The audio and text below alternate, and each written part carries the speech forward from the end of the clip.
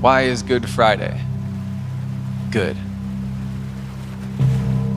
Good Friday is good because the price we couldn't pay got paid and the stain we couldn't clean got clean. Good Friday is good because the world was without hope, but the Lamb was without blemish. Good Friday is good because the worst thing that could ever happen was simultaneously the best thing that would ever happen. Good Friday is good because on that cross, on that day, the great shepherd of the sheep walked through the valley of the shadow of death for us. Good Friday is good because even though the cross isn't pretty, it's beautiful.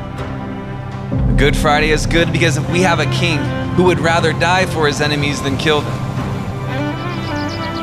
Good Friday is good because I am not good, but he is.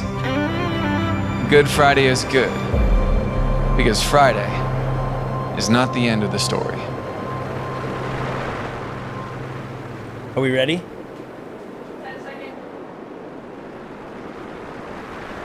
And we got to say Good Friday to everybody. That was a fun way to start today. My name is Scott Mindenhall. If you're a first-time guest to our channel and you're just clicking in here because you're looking for some kind of Good Friday answers, we're going to give a spoiler away. The reason why we would even celebrate, and we use the word celebrate, is because it is not what is happening today that's got us excited. And should be an excitement to Good Friday.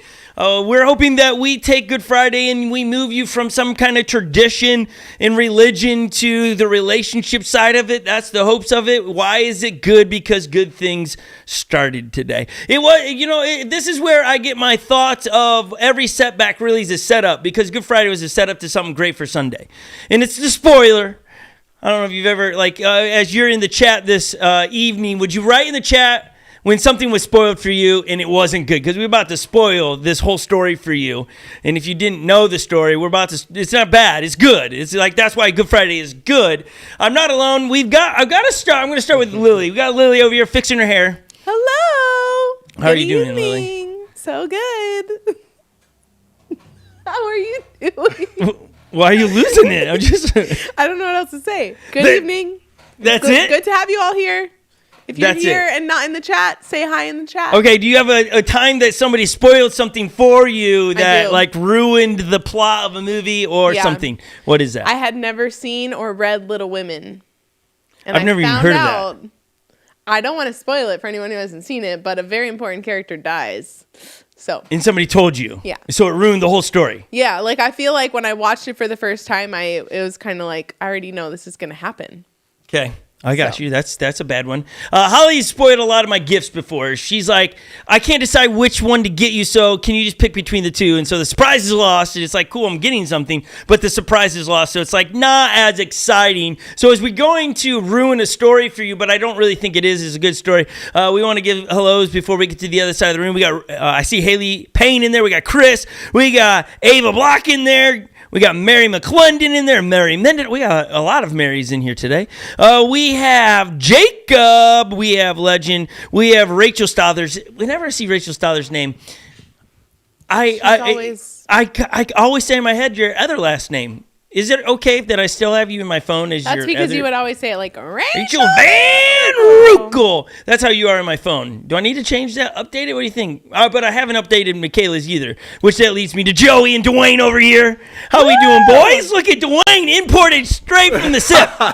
First time in studio. First time ever. What is that? Dwayne, we can't see your face. Yeah, Joey, help the guy out. Sorry, I'm Can you get a hold of your microphone? There's a little bit of discrepancy here, so yeah. Struggle all night. Oh, yeah, you could have done that. You know, as Elizabeth's in the studio as well, she's going to sing for us a little bit of a hymn ditty a little bit later. It's going to be really good. We ran through it. It's so good. Did you say hymn ditty? Yeah. You know, you gotta mix the old with the new. That's what we're doing here. Ditty is She's going to sing a little hymn. Where are you? I don't even know if you know what a hymn is, but we're about to. She's got a hymnal. We actually have hymnals for this Sunday service, so don't miss it. We're going to kick it old school. It's exciting. But she was saying, Dwayne and Joey, that you guys should switch sides. That might fix the problem. Oh, really? And so they're going to do a little bit of switcheroo here. Oh, no, Dwayne's going to stand. This is it. This is the solve. Here's the workaround. Is that better? It's still cutting your face off. See Dwayne's face. Oh, sorry. But then we can't hear you. There's a tension here. No. So I need to come up. Oh my goodness, we had a run through, guys. Wow. Yeah. We got to. There we go. We'll get it. We're getting it. We're winning. We're winning. We'll get it. Okay, Dwayne, how's it been to be in Minnesota? You've been here for all of about About 8 hours. 8 hours. Well, no, I Yeah, give you 10. yeah. It's 7. You got 10. in here a little about 9:30, right? That's true. Okay, That's so true. 10 hours. Yep. How you doing? Good. Had a little nap. We drove through the night, so that was fun. Love the snow. Like everyone in Minnesota is like, oh, you get a little snow. It's like this is the most snow I've seen all year, so that's exciting. Yeah, see everybody else, positivity when it comes to the snowfall. I love it. Thank you, Dwayne, for bringing back the positivity. People are saying hi to you in the chat. They're stoked that you're here. John Norberg is in the chat. I see the name.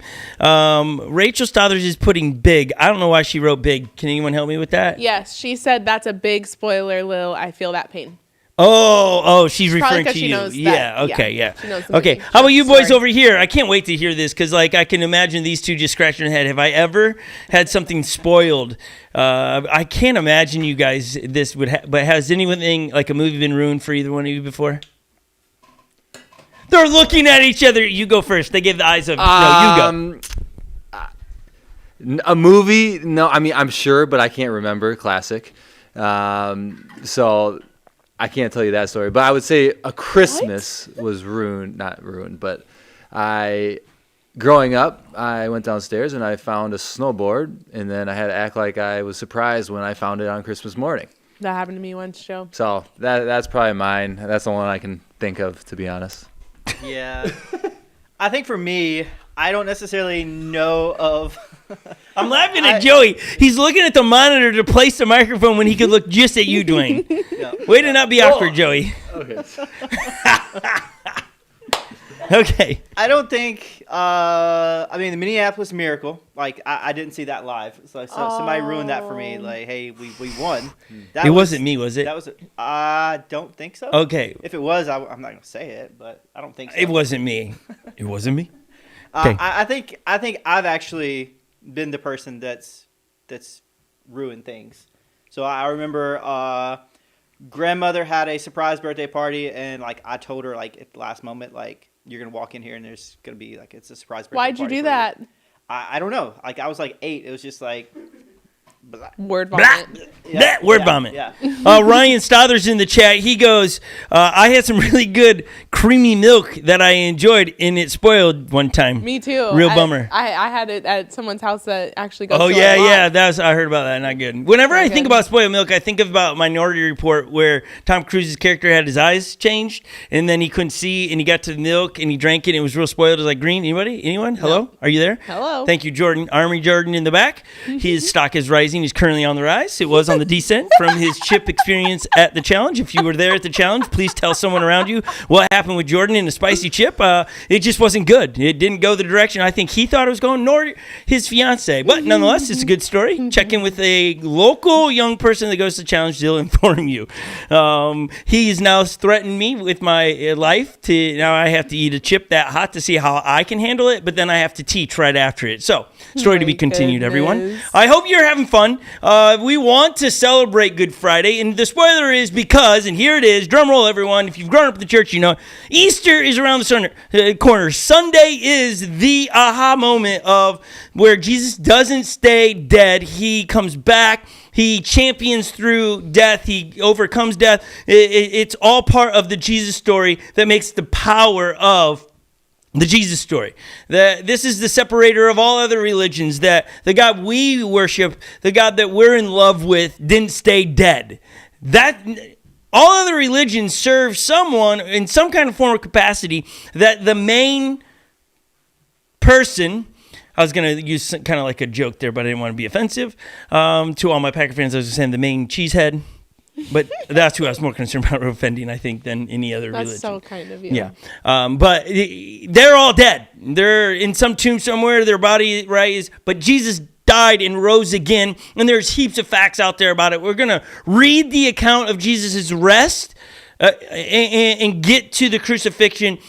And we're going to read it word for word. So there's a lot of scripture reading over the next few moments. If you want to get out your Bible, if you want to, I'm assuming some of you are on devices. I know we have home groups meeting. I know we got some people way over on the other side of the Twin Cities, over with Matt and Amanda. Those that are out there, thanks for meeting. We know we have a small group of people that are doing the Rudy book. Just give a shout where you are. I hear you, Ryan, all the way over here. That's not a surprise, but that Rudy group that's doing so well over there, they're talking about service and things of that nature. Good to have you guys with us. And then all those that are on your own. I know some people are building set designs for our local service here. I know we got Dan and his crew in.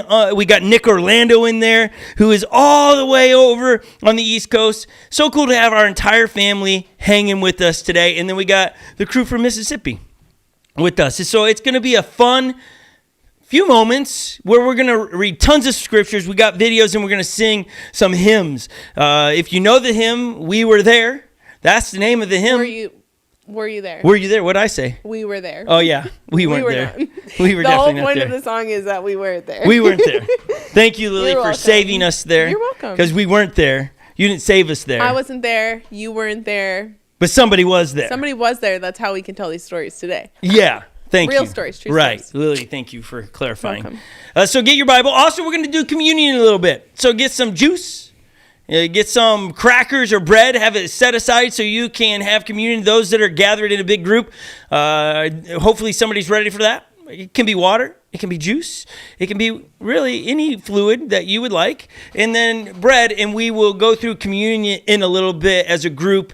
It would be, again, even the Good Friday story, the events that transpire sometime close to the time period of Jesus being arrested, it starts with communion. And he talks about, hey, this is the last time I'm going to eat with you guys. I'm going to be betrayed. And then we pick up where he goes into the Garden of Gethsemane and he begins to pray there, and his disciples all fall asleep. We're going to get past that. Jesus is now arrested and on his way to his... Well, we're going to pick up at the arrested part, which is Matthew chapter 26, verse 36. So if you have your Bibles, we're going to jump right into it. And then we're going to go into Were You There? Hymn, which I had never heard before tonight. Had you ever heard it, Lil?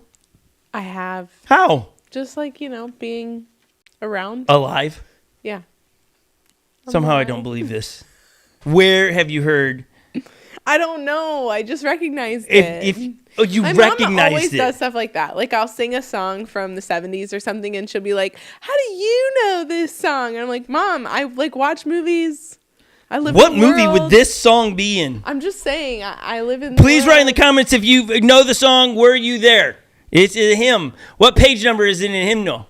Oh, she has it closed at the moment. An old version of the hymnal, I think, but it is 156. 156. So if you've stolen a hymnal from a church, So if you have like a Methodist hymnal, if you have, we're going to all hymnals are created equal. So it's hymn 150 what?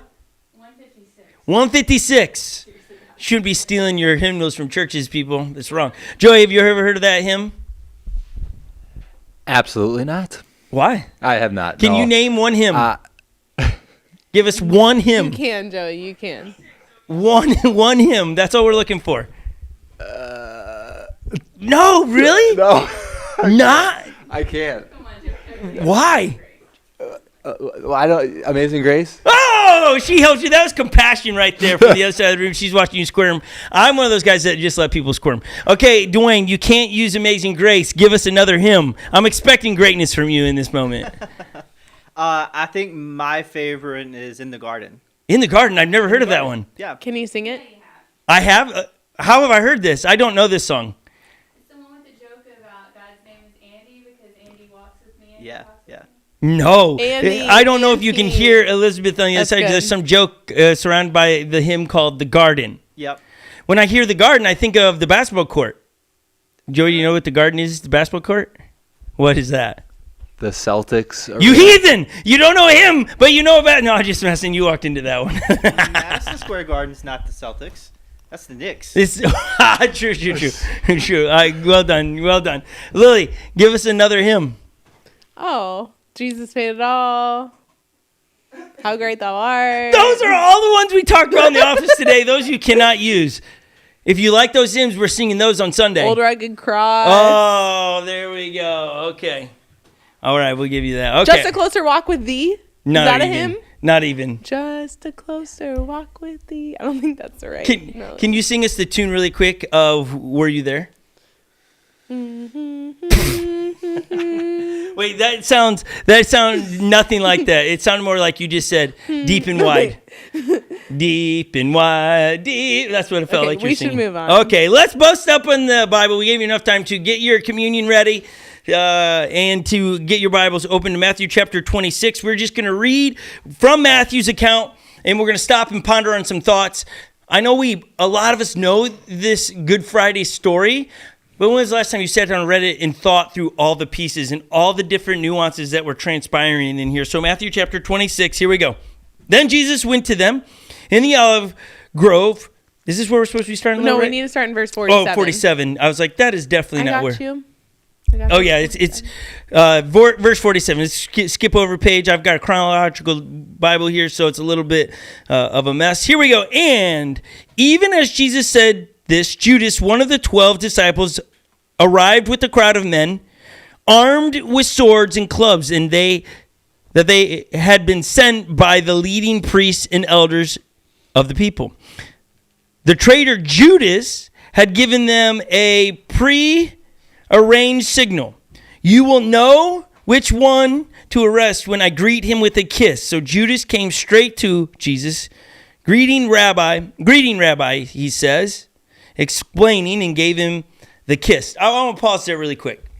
What can we pick up right there? Like there's got to be a signal of who Jesus is.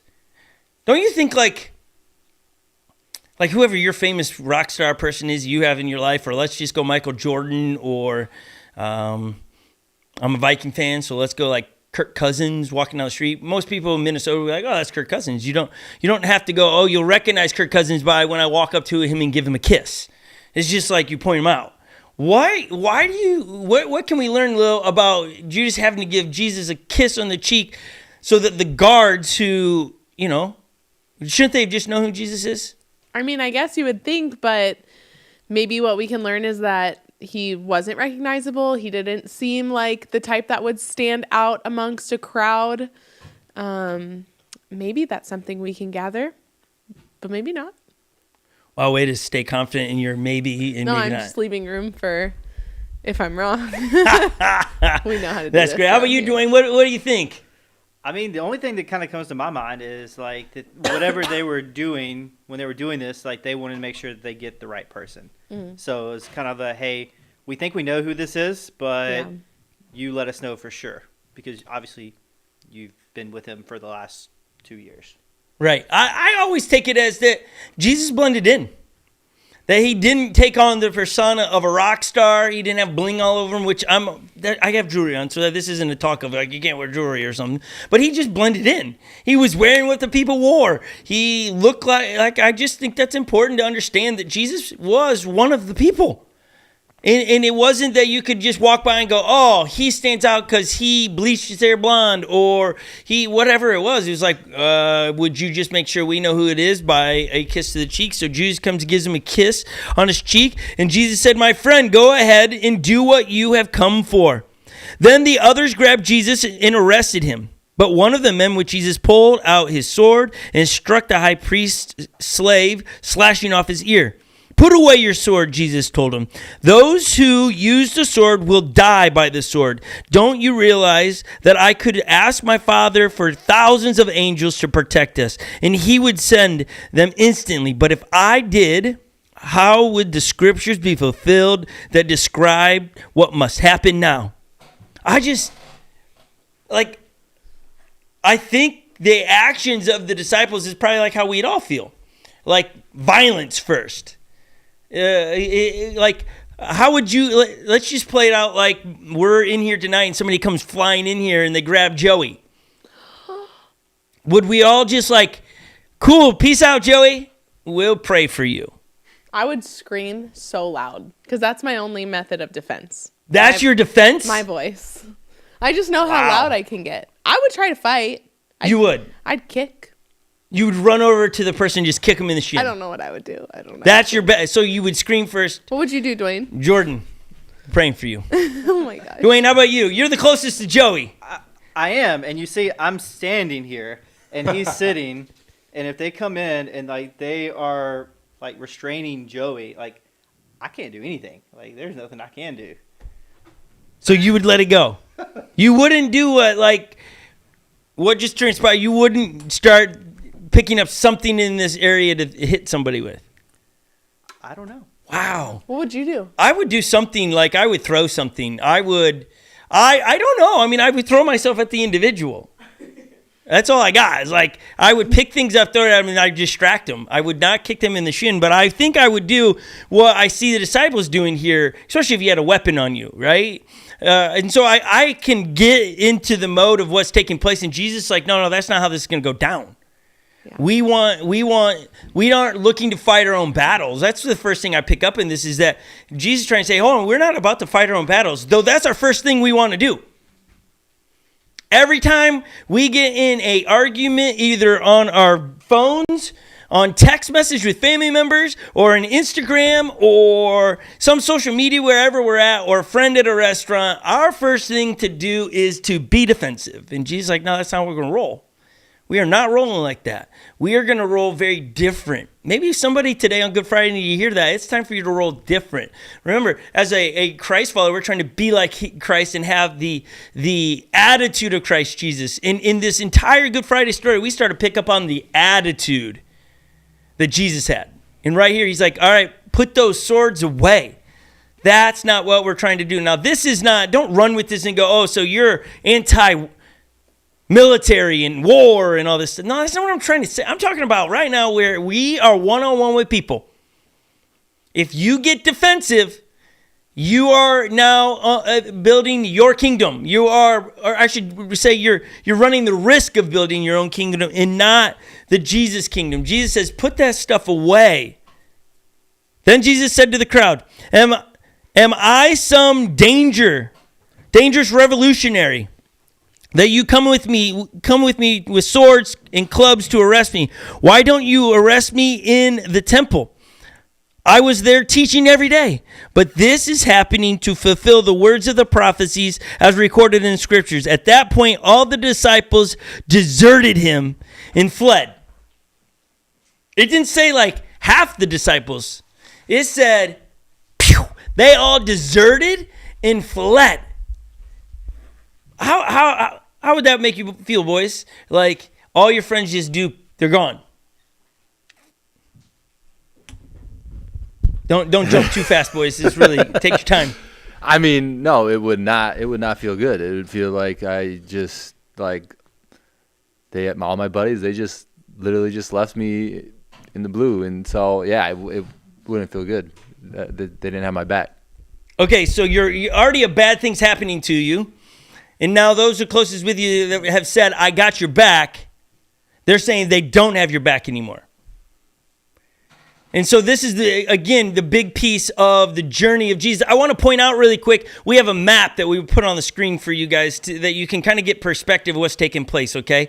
And so here's the map. I'm going to try to point you so you can see there's arrows to point. If you go down to the bottom left corner, it says upper room. That's where communion took place. Then Jesus walks out of the Jerusalem's walls and goes to, as you can kind of see, journeys up towards the unknown, Kidron Valley, and goes up to the Garden of Gethsemane. This is where they're praying. That's where Jesus is arrested. It's towards the top right corner, just outside the temple walls. Okay, so that's where Jesus prayed. Now he's arrested, and here's what's taking place. As we're going to sing, Were You There? They're going to journey back down, back through the walls, and back over to the neighborhood of where they just ate the upper room. They're going to go to Cephas's, is that right? Did I say that right? Caiaphas, sorry. Man, every time I see it, I want to read it like this. Caiaphas' house, that's where they're going to go with Jesus to put him on trial at nighttime. So you can see this journey that's taking place. He's just really doing a big old loop right back to I just thought it was important for you guys to see what transpires, how much time transpires just in walking in and out of the temple. And as we play, or we're going to have Elizabeth sing this song here, look, if you want to start killing the lights and stuff, that would be great. We want you to ask yourself, was I there? No. So what was it like to be there? What was going through Jesus' mind now as he is alone? Betrayed, and he's going back to where he just came from. This is, I don't know when this was wrote. Maybe we'll find that information out after this song is sung. But we want you to take a moment and put yourself in Jesus' spot. I mean, he just got done praying these words. God, Father, if there is any other way, can this cup pass? So we know that he's stressed out. Not only is he stressed out, and he still wants to do his Father's will, but he's now being left alone. I mean, we've all battled with that. And so over the next few moments, you just put yourself there. My hopes is tonight that we would move from tradition and just religious rhetoric to relationship. I want to go from Good Friday is just a thing we do because, you got to honor the situation at hand, and you just sit there and you're like, when's this over? No. Take this and make it into your relationship with God. Like, make it have value, importance. And we do that by pondering over the next few moments of putting ourselves, what would Jesus actually must be thinking and feeling? And so we're going to kick it old school and sing a great hymn that I just think it'll put you right in the right atmosphere. As Elizabeth is going to sing, we've imported it from Mississippi, Were You There? So I hope you enjoy this.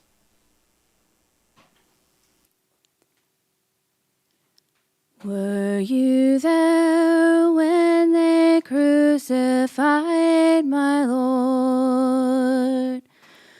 Were you there when they crucified my Lord? Oh, sometimes it causes me to tremble, tremble, tremble. Were you there when they crucified my Lord? Were you there when they nailed him to the tree? Were you there when they nailed him to the tree? Oh, sometimes it causes me to tremble, tremble, tremble. Were you there when they nailed him to the tree? Were you there when they laid him in the tomb? Were you there when they laid him in the tomb? Oh, sometimes it causes me to tremble, tremble, tremble. Were you there when they laid him in the tomb?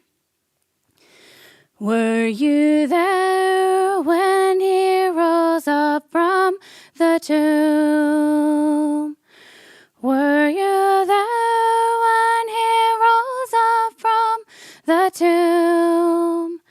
Oh, sometimes it causes me to tremble, tremble, tremble. Were you there when he rose up from the tomb? Oh, Elizabeth, thank you very much, Elizabeth, for singing that. It's so good. So good. Do you know, like, any facts on this song, like when it was wrote or any of those things? Well, I have my handy dandy hymnal. And is it in the right hymnal? here. Yeah, it is. So it says at the bottom of the page. Wonderful. The music was written sometime in the lifetime of John W. Work and Frederick J. Work. So it's sometime between 1879 and 1925. Wow. That's much older than I was anticipating. So many people in the comments were saying, "So good to hear you sing again."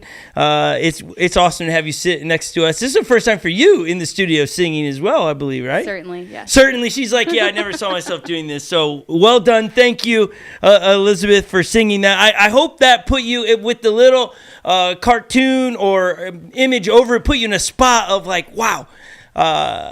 The very, very powerful words. I don't know what I would have done if I was there. If I was Peter or the other disciples, would I have walked away? I'd like to say I wouldn't, but I probably would. The question is, we get to see what it would be like when we have a chance to talk about who Jesus is.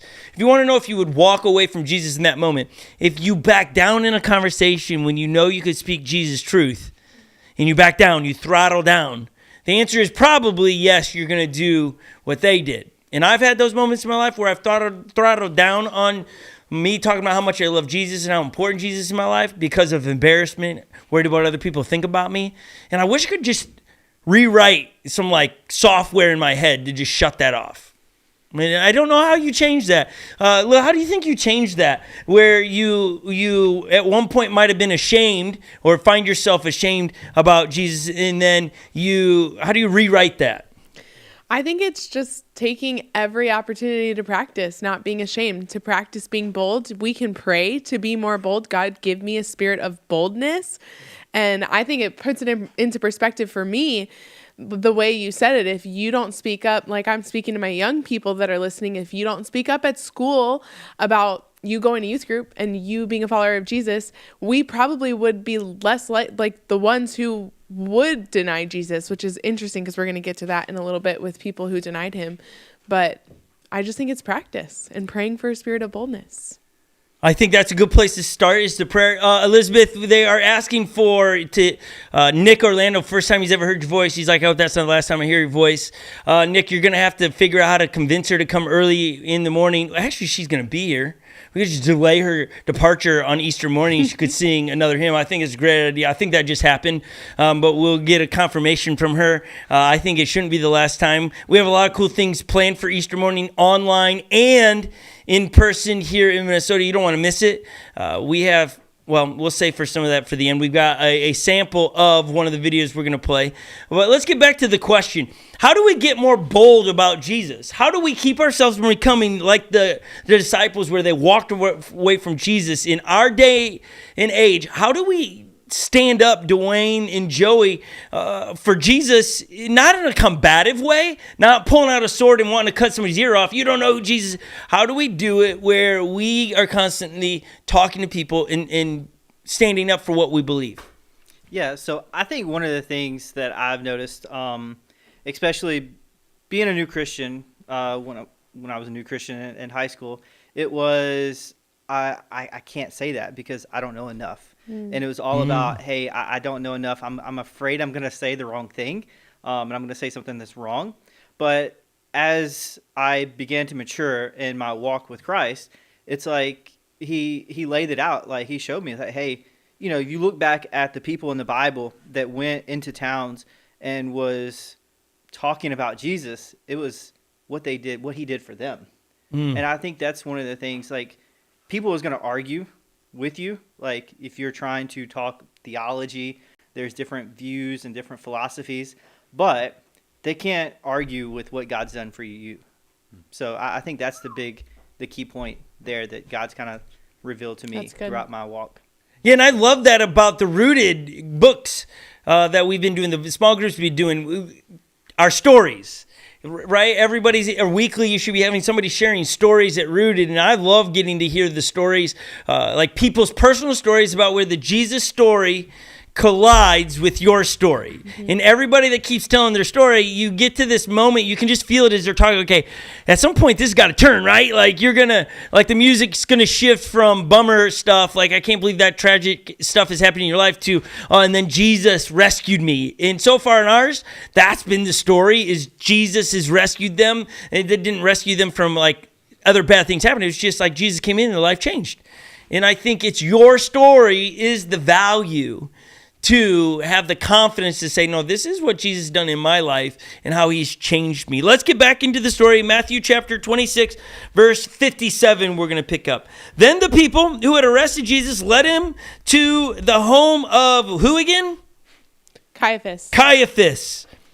Haley tried to help me today, and I keep wanting to say Cephas. It's okay. I feel like that's a cooler name. But he is the high priest, where the teachers of the religious law and the elders had gathered. So they're going to his house. Okay, I just got a picture. Where in our world would that be appropriate? Someone is to be arrested and they're going to go to the judge's house. Does that make any sense at all? No, I'll answer my own question. No, that doesn't make any sense at all.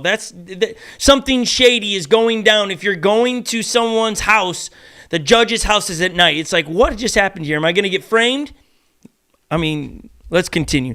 Meanwhile, Peter followed him at a distance, and he came to the high priest's courtyard. He went in and sat with the guards and waited to see how it all would end. Remember, Peter's one of the disciples. Inside, the leading priest and the entire high council were trying to find witnesses who would lie about Jesus so they could put him to death.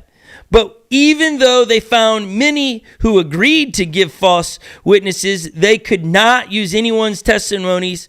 Finally, 2 men came forward who declared, "This man said, I am able to destroy the temple of God and rebuild it in 3 days." Then the high priest stood up and said to Jesus, "Well, aren't you going to answer these charges? What do you have to say for yourself?" But Jesus remained silent. Then the high priest said to him, "I demand in the name of the living God, tell us if you are the Messiah, the Son of God." Jesus replied, "You have said it. And in the future, you will see that the Son of Man seated in the place of power at God's right hand in the coming on the clouds of heaven." Then the high priest tore his clothes and showed his honor and said, "Blasphemy! Why do we need other witnesses? You have all heard this blasphemy. What is your verdict?" "Guilty," they shouted. "He deserves to die." Then they began to spit in Jesus' face and beat him with their fists. And some slapped him, jeering, "Prophesy to us, Messiah. Who hit you?"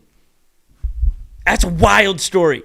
Like, the mob is obviously, you can feel as the story goes. But again, I sit there, I think the piece here that blows me away, and I think is so contrary to humans, is Jesus sat silent.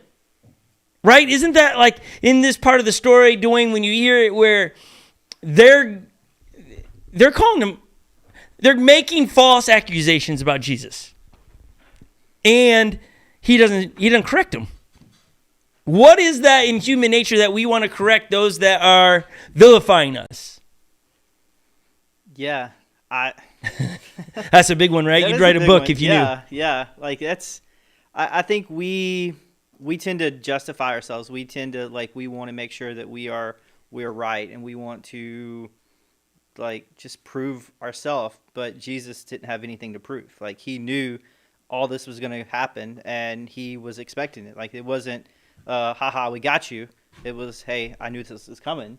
So I think he was prepared for it. And there's he's referenced twice already that this is what was spoken about. Don't do this because this is what, it prophesied. And I think the high priest, something I learned about the high priest was that in order for them to become a high priest, they had to actually quote the Old Testament, all of it. And I think they could only miss make two mistakes. Yeah, if any, I thought it was flawless. Yeah. But yeah, you're right. They have to have it word for word memorized, which is wild. That would be like you reading the entire Old Testament, and know it word for word. It seems impossible. Yeah. So they knew what he was talking about, and they missed it. they missed it. And he still doesn't retaliate. That's the thing, is like, he could correct them at any point and he would have been right. He could have put them in their place. I just wonder, like, why is it that when we sit in our office cubicles or we're at school, wherever we find ourselves, if you're a student and you're at school and somebody's trashing you, what do we always want to vindicate, is that right? Vindicate for ourselves, be our own advocate. And here Jesus is going, no, I'm not going to fall into that trap. I'm not going to be that person. The only time he even speaks up is when what you have said is true, when they ask him, are you the Messiah? What you have said true. And then he goes in and says, what you have said it, and in the future you will see the Son of Man seated at the place of power of God's right hand. He's just reiterating, no, this is who I am. But he's not falling in the trap of trying to prove them in a battle of words. And for me, the Good Friday story is always a reminder, just shut up. Like, there's so many times in the Good Friday stories we're reading here, Jesus just stayed quiet. The attitude of Christ is to be quiet when your skin wants to speak up. Say, you're wrong, I'm right. Jesus we don't see that here. And I know so many of us were like, that's Jesus. But the goal is to be like Jesus. So if you find yourself in an argument, well, is it wrong for me to say that if you find yourself in an argument with anyone, your spouse, an enemy, there's some issues in your heart? Is that safe? Can I say that, Joey and Dwayne? Yeah, absolutely. Yeah. Yeah, for sure. I mean, but we all feel so justified in what we're doing that I'm right, so I can say this.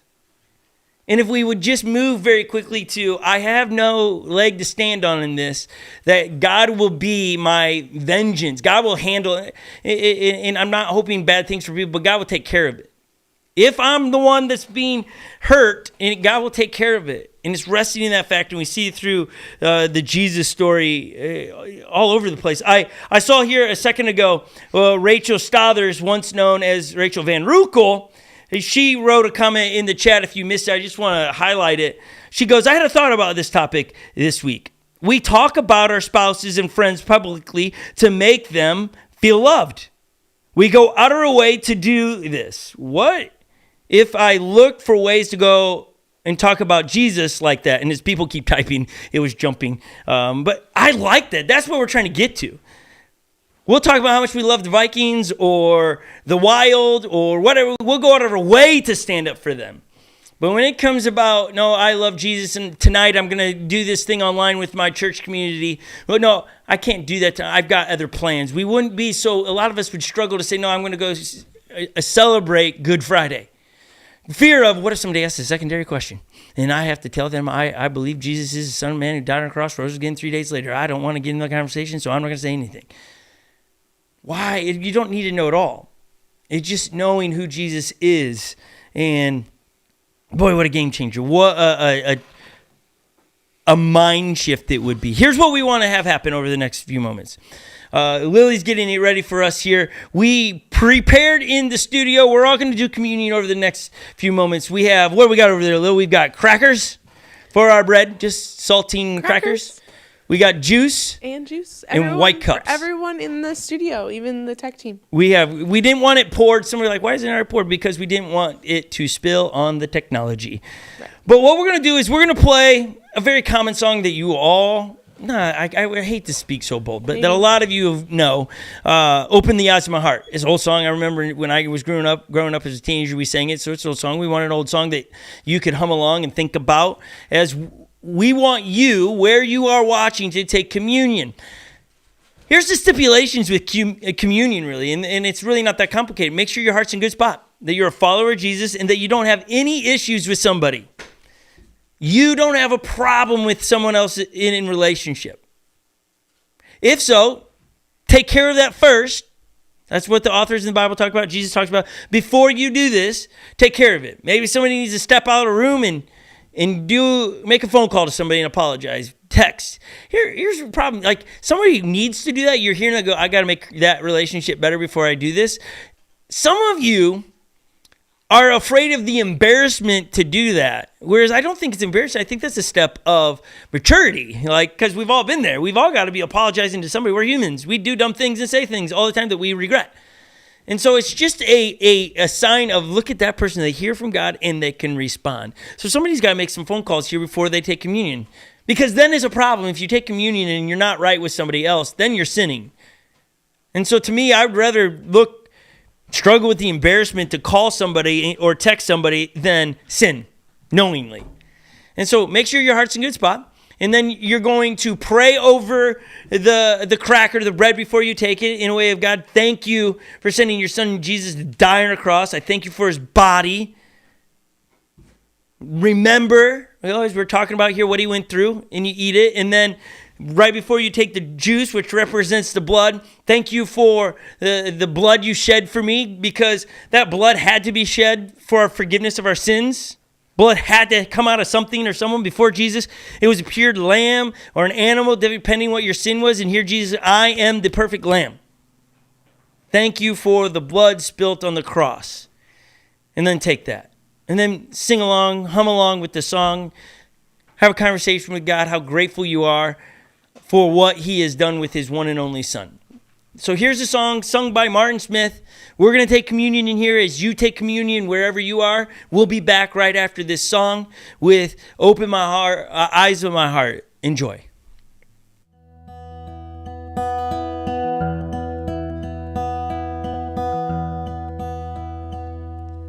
Open the eyes of my heart, Lord. Open the eyes of my heart. I want to see you. I want to see you. Open the eyes of my heart, Lord. Open the eyes of my heart. I want to see you. I want to see you.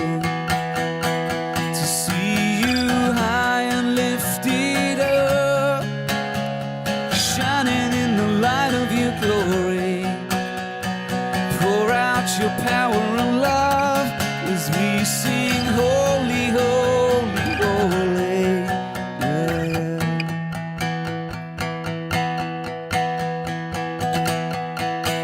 Open the eyes, come on.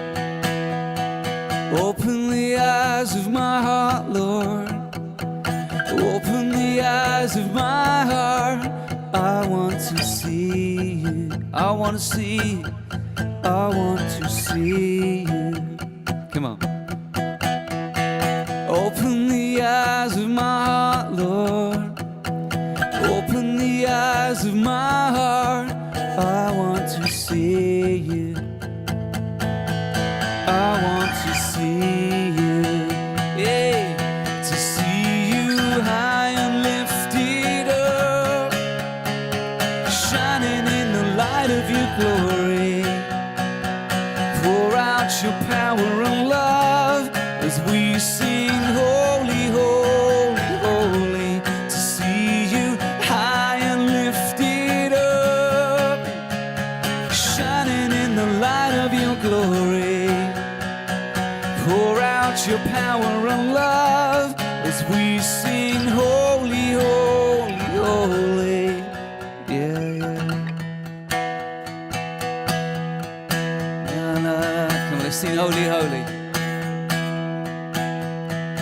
Holy, holy, holy. Holy, holy, holy. Holy, holy, holy. I want to see you. Yeah. Holy, holy, holy. Holy, holy, holy. Holy, holy, holy. I want to see you. To see you high and lifted up, shining in the light of your glory. Pour out your power and love as we sing holy, holy, holy. To see you high and lifted up, shining in the light of your glory. Pour out your power and love as we sing, holy, holy, holy.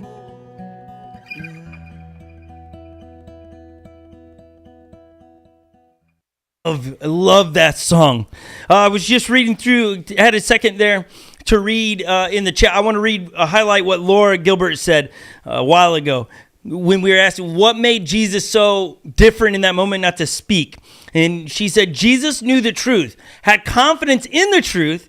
He had nothing to prove to anyone or need to justify himself. That's what we've been talking about for the last couple of weeks of the I am statements. Truth. Find the truth. Find the truth. All of a sudden, it's like, wait, I rest on the truth. I stand on the truth. I don't need to stand up for me. I know who I am when someone says I am not, right? Those are the confidence pieces that are so powerful when spiritually we get that. Dwayne's over here nodding his head as I say that. You got anything to add to that, Dwayne? No, I think that's spot on. I think it's spot on. Laura is a very wise woman. Mm-hmm. I think that's really, really powerful. I also want to point out where I think Nick said a moment ago, he said, I haven't done this in 20 years, which is pretty cool to be able to share in this moment with you, to be able to do communion in a different way, digitally.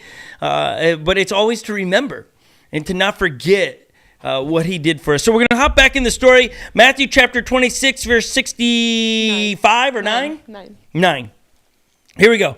This gets really wild, okay? Remember, Jesus just been arrested, which, again, that was an illegal, I almost said ceremony, but illegal. All of it was illegal. The law said that it had to be where the priest, official meeting place for the priest, it wasn't his house.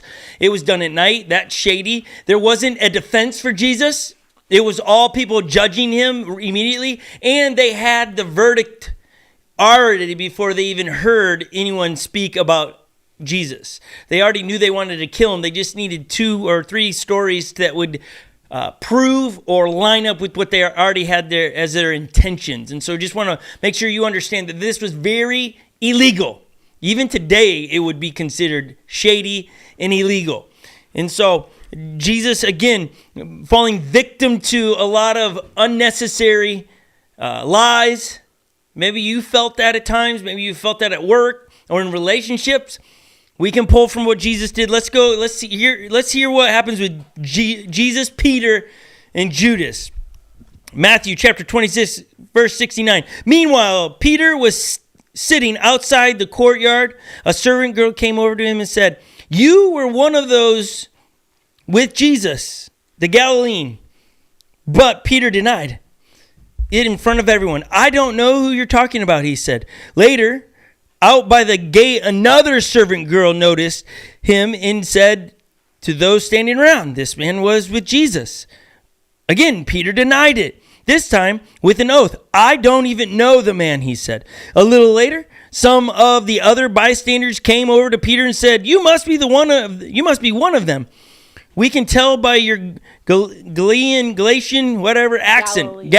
accent. Peter swore, a curse on me if I'm lying. I don't know the man." And immediately the rooster crowed. Suddenly Jesus' word flashed through Peter's mind. "Before the rooster crows, you will deny me 3 times that you even knew me." And he went away weeping bitterly. Oh, man. Isn't it the worst when you get caught? Lily, you chuckle a little bit when I say that. Why do you chuckle like that? Because there's no hiding.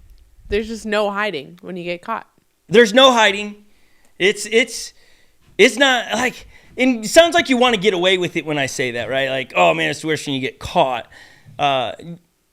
Joey, what has ever happened when you thought you get away with something and then you get caught? Do you have a, for instance, in your life where you thought you got away with something and then all of a sudden you got caught? You're looking up at the sky. I mean, this is online, but... Wait, does that mean people still don't know that you did such things? Probably.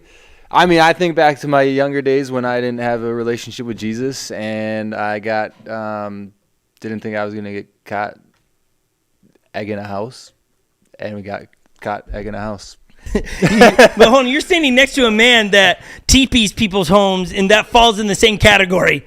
So, no, it doesn't? No. I think it does. Yeah, I would say egging is a little more damaging Correct. to a house than some. Pills paint.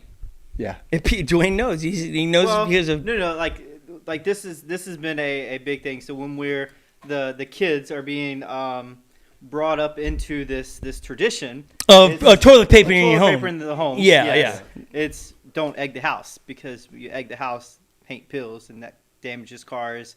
And okay to TP someone's house, that dissolves, that goes away. But if you egg the house, you're in big trouble.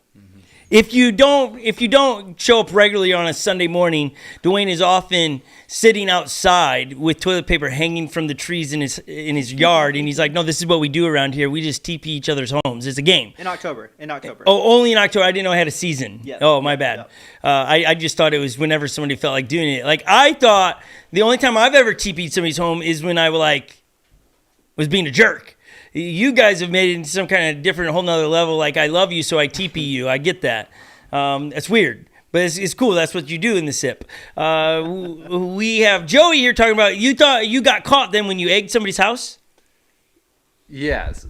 So yes, we got. Yeah, I feel like you're leaving out some details here. Well, no, yeah, we didn't get caught that night, but the dad of the daughter who we TP or egged found out it was us, and we ended up going and cleaning all the eggs off the house. But now here's where I want to get to. We're not looking like to incriminate you, like cops No, are no, going to I mean- come. Like, they're not at our doors trying to arrest you. I don't here. know how he found out, but I know he found But out. what happened to you when you thought you got away with it and then you got caught? What was the feeling? Can you remember back then? I know it was embarrassing and just like I felt bad. Okay, I don't another know. word would be guilty. Guilty. Right? Bad, Yeah. guilty. Yeah, I felt bad. Like this dude trying to I don't know how to answer this. All right, we're going to go to Lily. We're just going to, all our student leaders here. Lily, you've often told the story about you threw a party when your mom and dad weren't home. You thought you got away with it. Yeah. And then you got caught. Yeah. And how did you feel when you got caught? I felt like I was going to have to dig myself out of a very deep hole.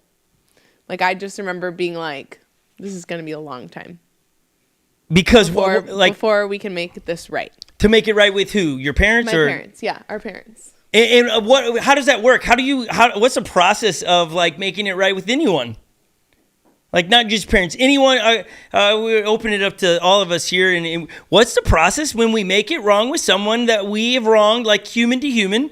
What's that process? What does it look like?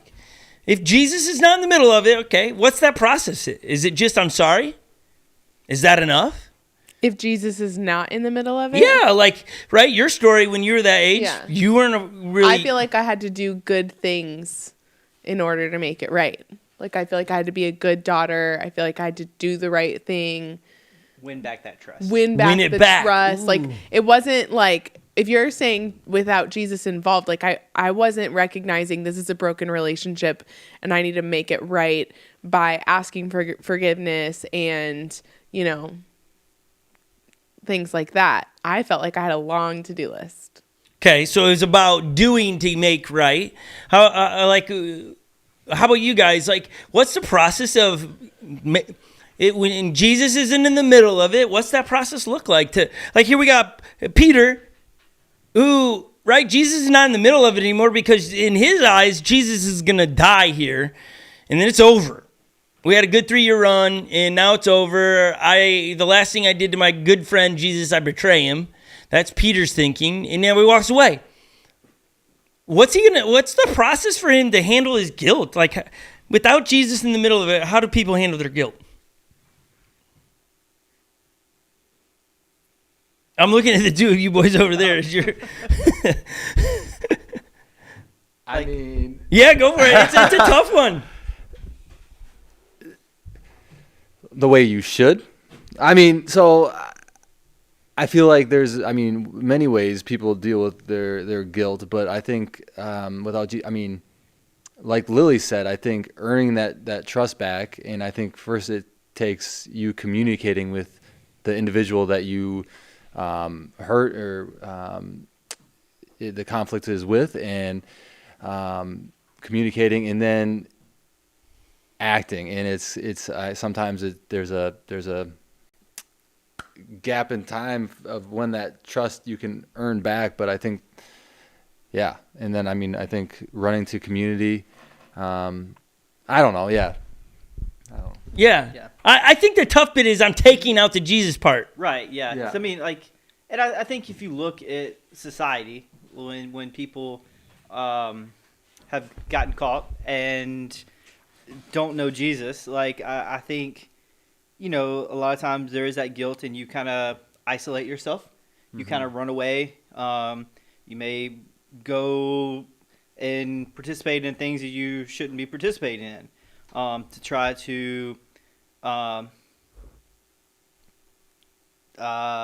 numb that guilt. Yep. So, I think that's the common things that our society does that we kind of see.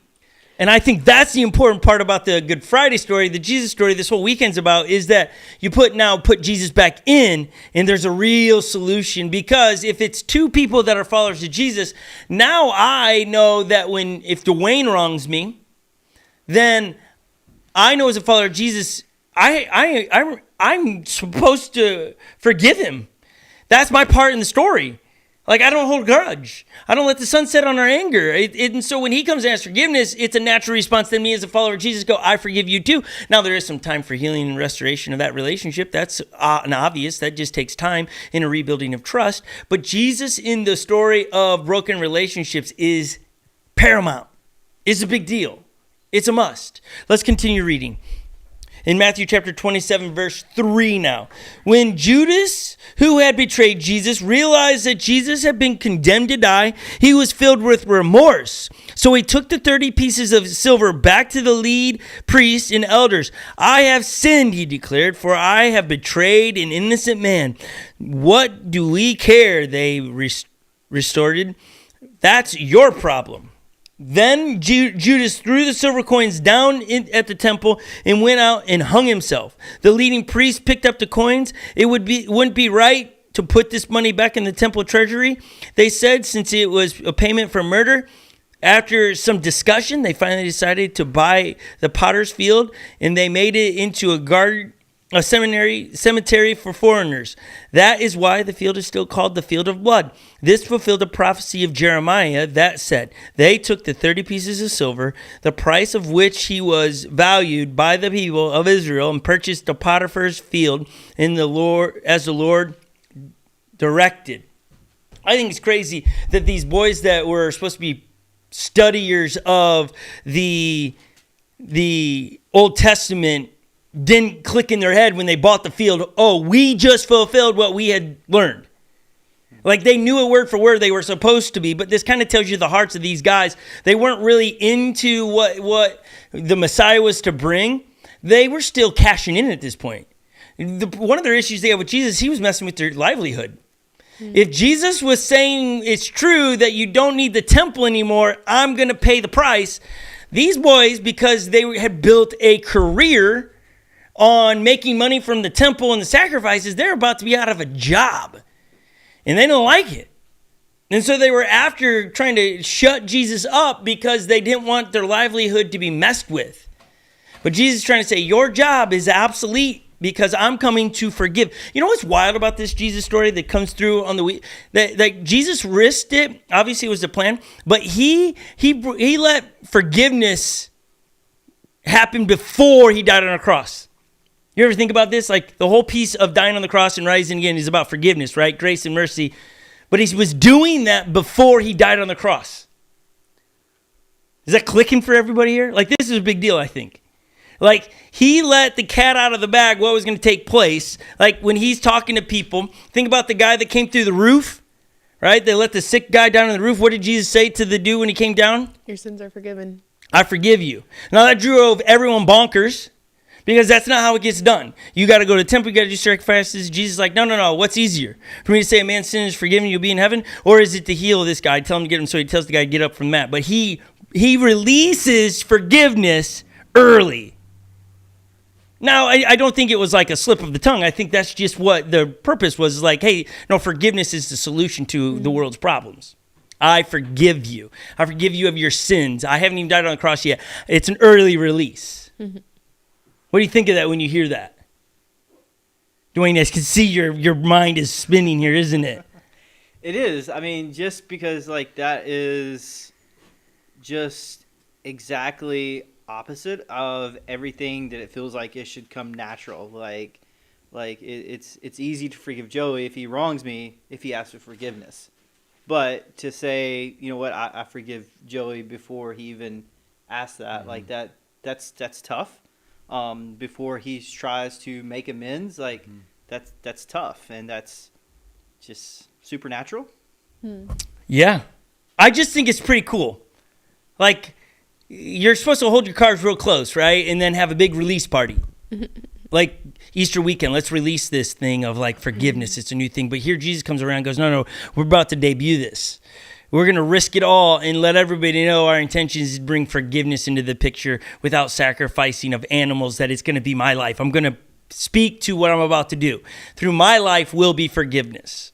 I just think that's what a loving God does. He doesn't wait. He isn't like waiting. I can still see Dwayne trying to process this. Well, I'm thinking like, okay, the people that Jesus did the miracles, that they experienced who Jesus was, and they ran off and they were telling everyone like what he's done for them.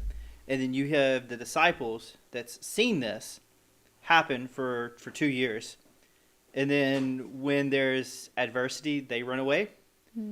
And I just like I picture myself in that situation, like when he comes back to them and they realize, okay, hey, you know what? Like they were missing it. Like they were wanting Jesus to take and become, like they were looking for the earthly kingdom and not they just completely missed it. But when he came back, when he was raised and he appeared to them, just all these lessons where they were thinking, hey, you know what? That was done for somebody else. That was Jesus working somebody else's life. And then to realize, oh, wow, wait a second. Like everything that he's been teaching us, like he's been really interacting with us. And now I've experienced that, like me denying him, but yet he's still wanting me to continue, and he's still wanting to be my Messiah. It's like, you know, that's different. Like that's something that, you know, just kind of hopped in my head. Yeah. I just think when you're talking there, Dwayne, all I'm hearing in my mind is when Jesus came back from dead and he's standing before the disciples, I kept thinking in my mind, he's just saying, you know what's on the menu tonight, boys? Forgiveness. That's what I feel like he's trying to say, is like, that's what I was trying to say for 3 years. Forgiveness is on the menu. That's the only meal to be eaten, is forgiveness. My life is to forgive you. I know you all walked away and you betrayed me. Well, I forgive you. Forgiveness is the only thing on the menu. That's the Messiah part of Jesus. And I just think the loving God that we serve is like, I can't wait till he does. I'm going to early release this and start forgiving people's sins through Jesus. It was going to be a direct change in the process. And Jesus announces it. And he gets the pushback from the religious people because they're like, hold on, that's our livelihood. You're telling them they don't have to come to see me anymore, the temple. And I mean, that's still the story that society's telling us. Yeah. Like you can't go to church. Like you've got to clean yourself up before you go to church. Right. You've got to do this before you go to church. Like Jesus wants nothing to do with you. Yeah, and Jesus wants to still say to our generation, our culture, going, hey, you know what's on the menu today, boys and girls? Forgiveness. That's what it is. Forgiveness is always on the menu. There's not, what's the special for today? Forgiveness. Lily, what's going to be on the special tomorrow? Forgiveness. Joey, next Saturday, what's going to be on the menu? Forgiveness. Yeah, see what I'm saying? Mississippi, what are they going to serve? A hot dish of what? Forgiveness. Yeah, see what I'm saying? You got it. It's a hot dish of forgiveness. But it's amazing. And the question is, like, are you going to eat it? Like, what are you going to do with it? Are you going to let it change you? Are you going to let it affect your life in a way that you are like those people Dwayne is talking about? Come and see a man who knew everything I ever did, and he forgave me, and he loves me. Or are you just going to go, another Good Friday went by? Yeah. Another Easter went by. How are you going to be changed by this? And it's not like we as humans can't take advantage of that. That's dangerous. That's not grace. That's us taking advantage of mercy of his mercy, taking advantage of that. But man, when Army Jordan, it goes to his guard for the weekend, guess what's on the menu, Jordan? Forgiveness. It's like it's so simple and should make this move from religion to relationship, that God loved us so much that he released it early so that everyone that he came in contact with his son would get what's on the menu. And then when he dies and rises again, he doesn't go to the boys that deserted him and go, sorry guys, for the menu for you, a hot dish of nothing. It was just forgiveness. And if that's all you heard today and you hung around and you got it to the very end, it's forgiveness. And then the story continues. You should read it yourself.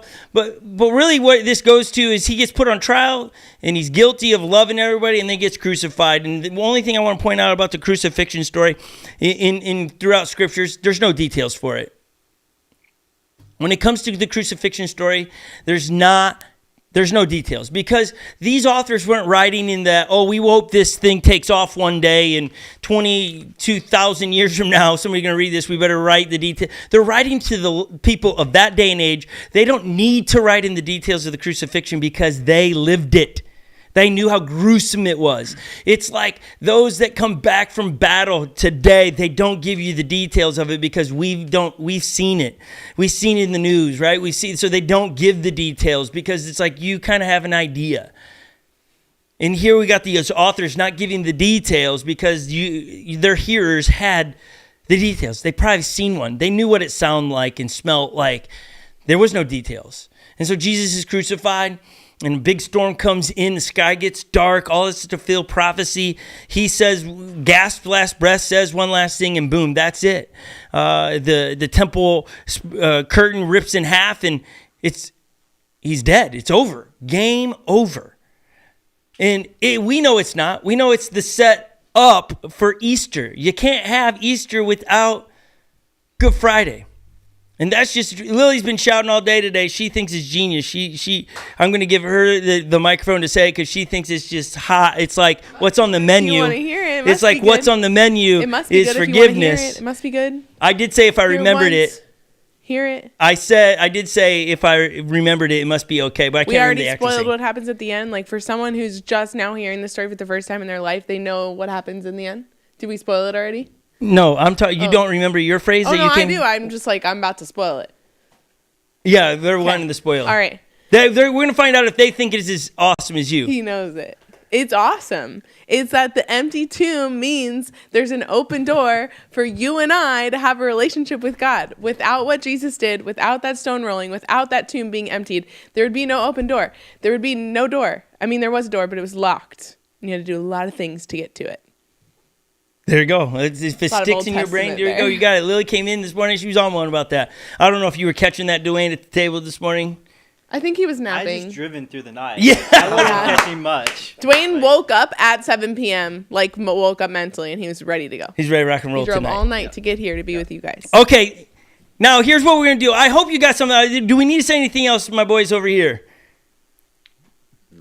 No. Okay, there we go. All right. We got those two are a pair over here. I know. It's nice having you guys here It's together. a pair. I love it. Well, you notice like you make a big deal every week about the desk.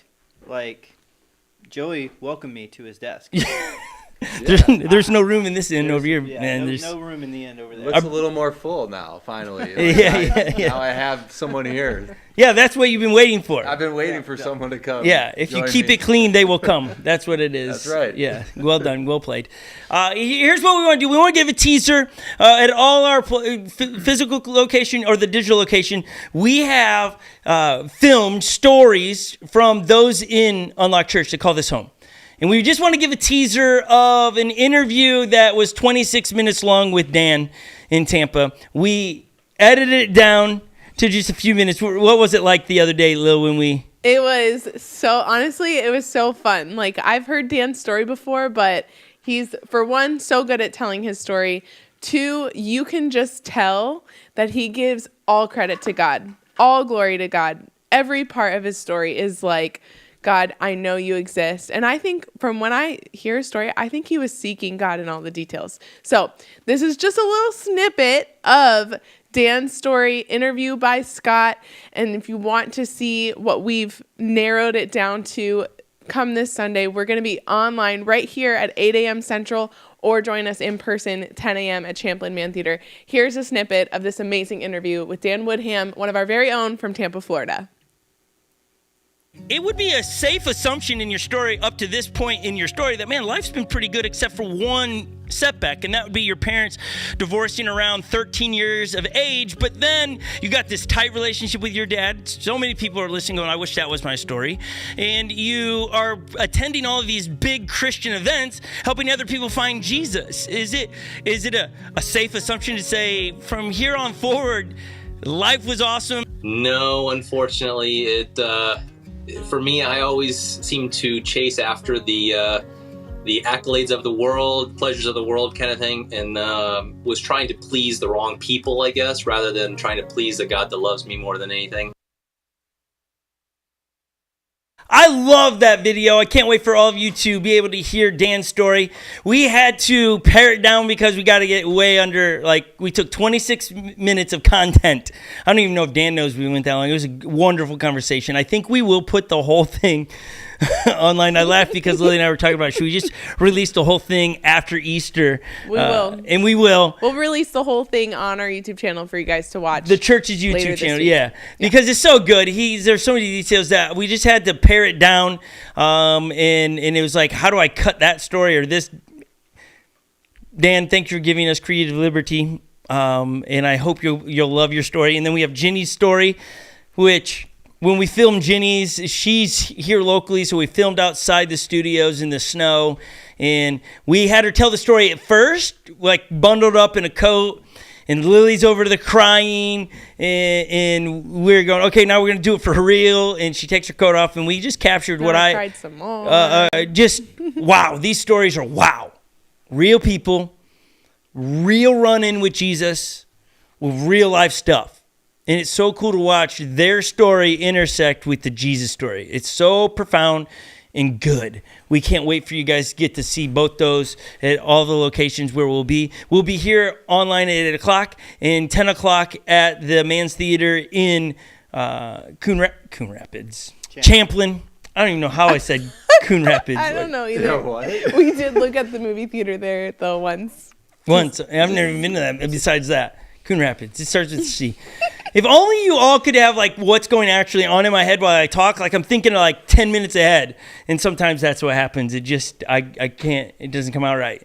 And it's just the way it is. So thank you for your patience and kindness. We love all of you. Have a wonderful evening. Thank you everybody that met in the homes and did communion. I hope tonight moved you a little bit past just a religious experience and made it more about a relationship and made this night a Good Friday celebration different than all the others. We love all of you. Thank you so much. Anything to be said from your side of the room, Lil? How is it going to change you? That's what my challenge is to you. How will it change you from here? Boys, signing off. Is that it? Signing off. Oh man, I feel like it's you guys are so good. I feel like it's thing 1 and thing 2 over there or something. That's what I feel. Which one's thing 1 and which one's thing 2? I don't know. Joey, can you stand up before we leave? I showed Joey before we went on. It's like Twins. You ever seen the movie Twins? Yes. Danny DeVito and Arnold Schwarzenegger. It's like, I know how Danny DeVito feels now. Yeah, look, here's he looks like a giant next to you. Oh my gosh. Oh, that's so great. Joey, you look like a giant. Dwayne is the normal one. The reason Lily laughs that hard is because she's usually the one that's in Dwayne's spot there. No, I just laugh because it looks so silly. Oh man, that's so great. Somebody hopefully screenshot that. That's so great. I can't wait. Now that we have this, I can't wait for Sunday morning because we're going to redo this. And we need to download a picture of thing 1, thing 2, Tweedledee, Tweedledum. And then we need the Twins movie poster. And we'll let everyone vote on which one you guys are. Okay. You guys are awesome. Thank you. Tweedledee, Tweedledum, Twins 1 and Twin 2, and the Twins movie? 3 things? No. Yeah, 3 things, but you just said 4. No, thing 1 and thing 2, Tweedledee and Tweedledum, and the Twins movie. Yeah, there Got you it, go. okay. Okay. Everybody have a lovely night. Dan and Ginny, can't wait for your videos to be playing on Easter as we celebrate the risen King Jesus. It's going to be awesome, guys. Have a great Saturday. Sunday will come soon Sunday is enough. coming. Adios, everybody. Bye. Bye.